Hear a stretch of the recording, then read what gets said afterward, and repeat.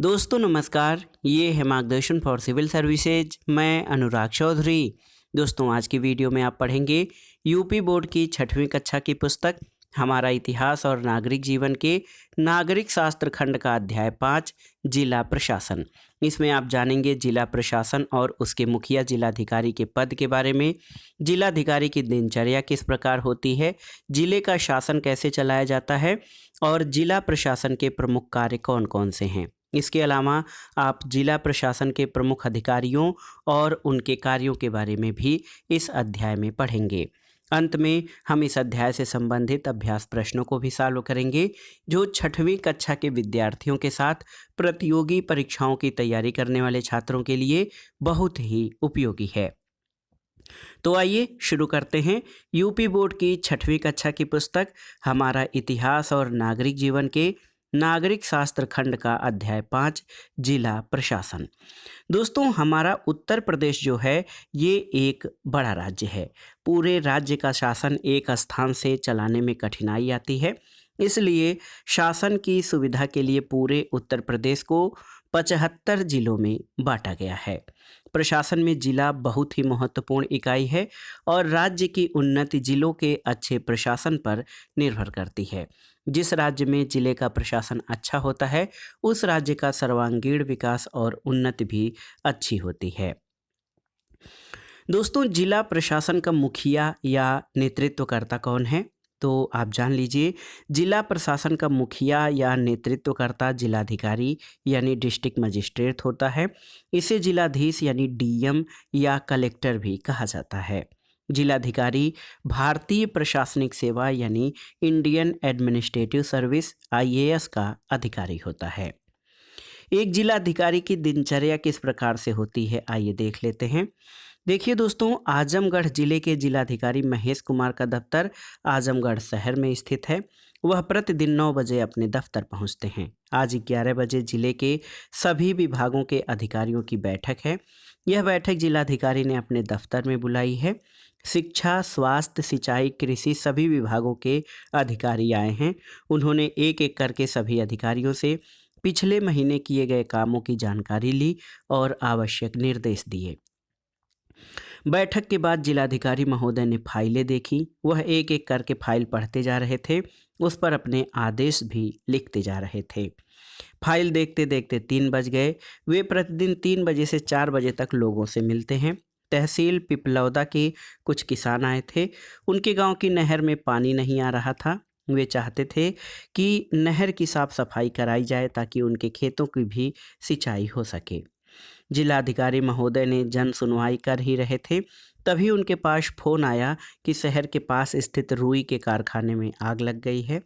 जलती हुई कपास उड़कर आसपास भी जा रही थी। उन्होंने फायर ब्रिगेड को तुरंत घटनास्थल पर पहुंचने का आदेश दिया। वे स्वयं भी पुलिस अधीक्षक और सिविल सर्जन को लेकर वहां पहुंचे। उन्होंने आग से प्रभावित लोगों को मुआवजा देने की घोषणा की और आग पर काबू हो जाने के बाद देर शाम को वह वापस आए। आइए जानते हैं दोस्तों जिले का शासन किस प्रकार से चलता है। जिलाधिकारी जिले के समस्त अधिकारियों की सहायता से जिले का शासन चलाता है।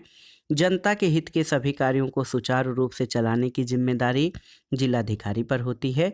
वह दौरों तथा बैठक के द्वारा जनता से संपर्क करता है और जिलाधिकारी समय समय पर तहसील दिवस व अन्य बैठकों के द्वारा जनप्रतिनिधियों से विचार विमर्श व विभिन्न विभागों के अधिकारियों के कार्यों की समीक्षा भी करता है। दोस्तों जिलाधिकारी जो है एक बहुआयामी अधिकारी है। उसके पास सभी विभागों के निरीक्षण, पर्यवेक्षण और निर्देशन का कार्य होता है और उसके पास स्वयं भी जिला प्रशासन से संबंधित कई कार्य होते हैं। जिला प्रशासन के कार्य कौन कौन से हैं? दोस्तों देखिए, जिले में शांति और व्यवस्था बनाए रखना, भूमि व्यवस्था जैसे भूमि माप, खसरा, खतौनी का रख रखाव और लगान की वसूली करना। इसके अलावा नागरिक सुविधा और सभी को विकास के समान अवसर देना, ये सभी जिला प्रशासन के कार्य हैं। हम सभी के लिए पानी, बिजली, सड़क, स्वास्थ्य और शिक्षा की सुविधा आवश्यक है। सभी जीवन की सुरक्षा चाहते हैं और इन कार्यों के लिए जिले में बहुत से सरकारी विभाग, अधिकारी और कर्मचारी होते हैं। यहाँ पर आप देख सकते हैं जिला न्यायाधीश को अपने सीट पर बैठे हुए दर्शाया गया है और ये विभिन्न प्रकार के विवाद पर फैसला सुनाते हैं और जो प्रभावित लोग हैं या पीड़ित लोग हैं उनके साथ न्याय करते हैं। इसके अलावा आप देख सकते हैं शिक्षा विभाग, तो बेसिक शिक्षा अधिकारी और जिला विद्यालय निरीक्षक होते हैं जिले में, और ये विद्यालयों में पढ़ाई लिखाई की व्यवस्था करते हैं ताकि सभी को शिक्षा के समान अवसर मिल सके। और शिक्षा आप जानते हैं जो है विकास के लिए बहुत ही महत्वपूर्ण है। मुख्य विकास अधिकारी यानी चीफ डेवलपमेंट ऑफिसर, सीडीओ जिसे कहते हैं, जिले में विकास की योजना बनाना और उनकी देख रेख करना, ये सभी मुख्य विकास अधिकारी के जिम्मे पर होता है। इसके अलावा आप जान लीजिए मुख्य चिकित्सा अधिकारी जिसको सीएमओ कहा जाता है, चीफ मेडिकल ऑफिसर ये होते हैं। परिवार कल्याण कार्यक्रम, टीकाकरण और बीमारियों की रोकथाम करना मुख्य चिकित्सा अधिकारी का दायित्व होता है। अब आइए देख लेते हैं जिला प्रशासन के अधिकारी और उनके कार्यों के बारे में। तो जिला प्रशासन में जो मुख्य कार्य होते हैं उनमें कानून व्यवस्था की स्थापना करना, भूमि व्यवस्था और लगान की वसूली करना और नागरिक सुविधा और उनका विकास करना। तो आप देख सकते हैं जिला प्रशासन के अधिकारियों के बारे में। कानून व्यवस्था की स्थापना के लिए पुलिस अधीक्षक होता है जिसको सुपरिटेंडेंट ऑफ पुलिस कहते हैं। उनके नीचे उप पुलिस अधीक्षक यानी डिप्टी एसपी होते हैं। उनके नीचे इंस्पेक्टर, फिर सब इंस्पेक्टर और अन्य अधिकारी होते हैं।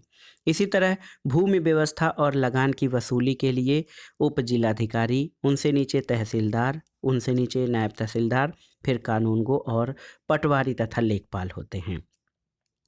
नागरिक सुविधा और विकास के लिए देखिए मुख्य विकास अधिकारी होते हैं। इनके नीचे जिला विकास अधिकारी यानी डिस्ट्रिक्ट डेवलपमेंट ऑफिसर, फिर खंड विकास अधिकारी और ग्राम विकास अधिकारी ग्राम स्तर पर होते हैं।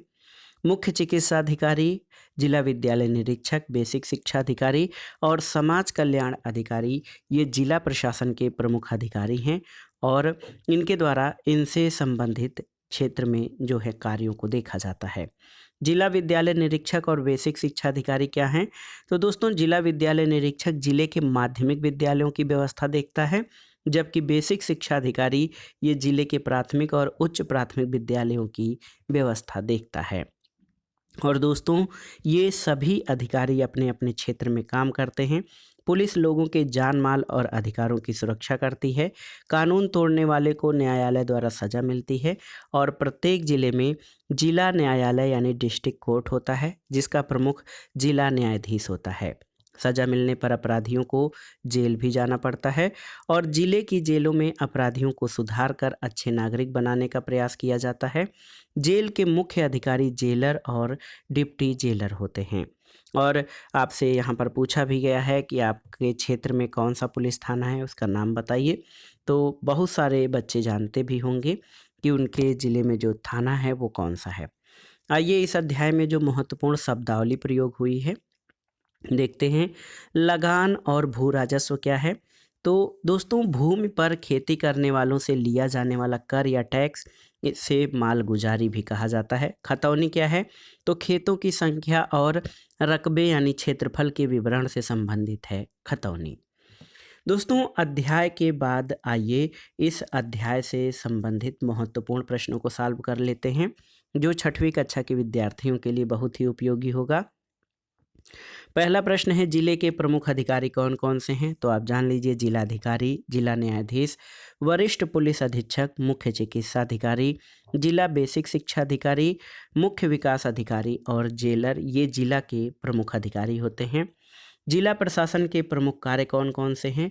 तो दोस्तों जिले में शांति और व्यवस्था बनाए रखना, भूमि व्यवस्था जैसे भूमि का मापन, खसरा, खतौनी का रख रखाव करने की और लगान वसूलने की जिम्मेदारी। इसके अलावा नागरिक सुविधा और सभी को विकास के समान अवसर देना जिला प्रशासन के कार्य हैं। सभी के लिए पानी, बिजली, सड़क, स्वास्थ्य और शिक्षा की सुविधा जरूरी है। सभी जीवन की सुरक्षा चाहते हैं और इन सभी कार्यों के लिए जिले में बहुत से विभाग, अधिकारी और कर्मचारी होते हैं और ये सभी जिला प्रशासन के कार्य कहे जाते हैं। अगला प्रश्न है, लोगों की जान माल की सुरक्षा कौन करता है? तो लोगों की जान माल की सुरक्षा पुलिस विभाग में जो नियुक्त अधिकारी हैं, पुलिस अधीक्षक, उप पुलिस अधीक्षक, इंस्पेक्टर, सब इंस्पेक्टर आदि के द्वारा किया जाता है। जिले में बीमारियों की रोकथाम और परिवार कल्याण संबंधी कार्यक्रम कौन देखता है? तो दोस्तों, जिले में बीमारियों की रोकथाम और परिवार कल्याण संबंधी कार्य मुख्य चिकित्सा अधिकारी और उसके अधीनस्थ अधिकारियों के द्वारा किया जाता है। अगला प्रश्न, रिक्त स्थानों की पूर्ति करना है आपको। देखिए, जिले का कामकाज देखने वाला, देखिए क्या होता है, जिले का कामकाज देखने वाला जिलाधिकारी यानी डीएम होता है। जिले में कैदियों को क्या प्रयास किया जाता है? तो जिले में कैदियों को सुधारने का प्रयास किया जाता है जेलों में। जिले में माध्यमिक शिक्षा की व्यवस्था कौन करता है? तो आप जानते हैं, जिले में माध्यमिक शिक्षा की व्यवस्था जिला विद्यालय निरीक्षक के द्वारा किया जाता है। जिले की व्यवस्था के लिए जिलाधिकारी को किस किस का सहयोग जरूरी है? तो दोस्तों, जिले की व्यवस्था के लिए जिलाधिकारी को जिला न्यायाधीश, पुलिस अधीक्षक, मुख्य चिकित्सा अधिकारी, जिला बेसिक शिक्षा अधिकारी, मुख्य विकास अधिकारी, जेलर और जिले के लोगों का सहयोग जरूरी है। अगला प्रश्न है दोस्तों, देखिए सही उत्तर के सामने सही का टिक लगाना है। और अब देखिए, बहुत ही महत्वपूर्ण प्रश्न है। पहला है, जिले में प्राथमिक शिक्षा की व्यवस्था कौन करता है? तो ऑप्शन ख, जिला बेसिक शिक्षा अधिकारी, ये जिले में प्राथमिक शिक्षा की व्यवस्था करते हैं।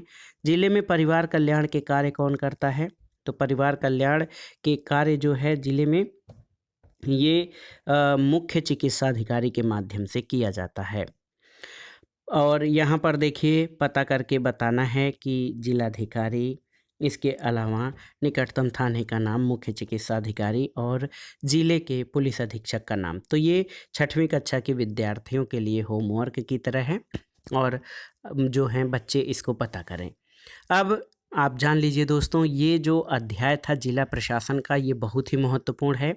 जिला प्रशासन, जिलाधिकारी और जिले के अन्य अधिकारियों के कार्यों को समझने के लिए ये चैप्टर बहुत ही महत्वपूर्ण है। यूपी बोर्ड के 6वीं कक्षा की पुस्तक हमारा इतिहास और नागरिक जीवन का ये अध्याय 5 था, जिला प्रशासन। और इसमें आपने आसानी से जिला प्रशासन, उसके कार्य और किस प्रकार से कार्य किया जाता है, कैसे उसकी कार्यप्रणाली है, इन सभी के बारे में विस्तार से पढ़ा है। ये वीडियो आपको कैसा लगा हमें कमेंट बॉक्स में ज़रूर बताइएगा। वीडियो को लाइक करें, शेयर करें और इस चैनल मार्गदर्शन फॉर सिविल सर्विसेज को सब्सक्राइब करें। वीडियो देखने के लिए धन्यवाद दोस्तों। नमस्कार।